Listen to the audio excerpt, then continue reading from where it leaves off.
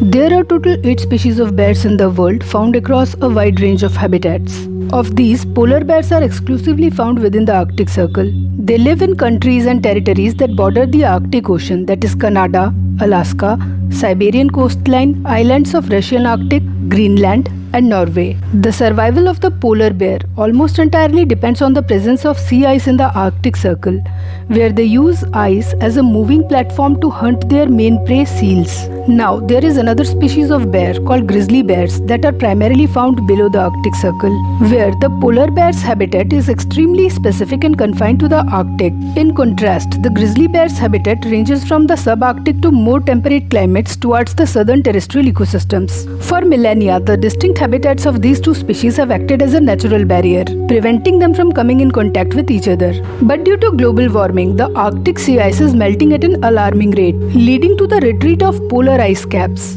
And thus, the grizzly bears are expanding their northern range into the areas previously dominated by polar bears. And the two species now have opportunities to interact and on rare occasions mate, leading to the creation of a hybrid offspring known as a growler bear or paisley bear. While this hybridization is a natural process, but the current circumstances are unnatural and are driven by human-caused climate change. The hybrid growler or paisley bear is a poor fit for both the environments which their parents belong to. These hybrids inherit a mix of traits that make them less specialized than their parent species. If this interbreeding continues, both the parent population may soon decline or will be replaced by less efficient hybrid bears, which could have a detrimental effect on the food web, leading to a significant ecological crisis in the Arctic. Hybridization of polar and grizzly bears, although currently rare, but is a stark reminder that climate change is fundamentally altering the natural world, causing species to interact in ways they never have before.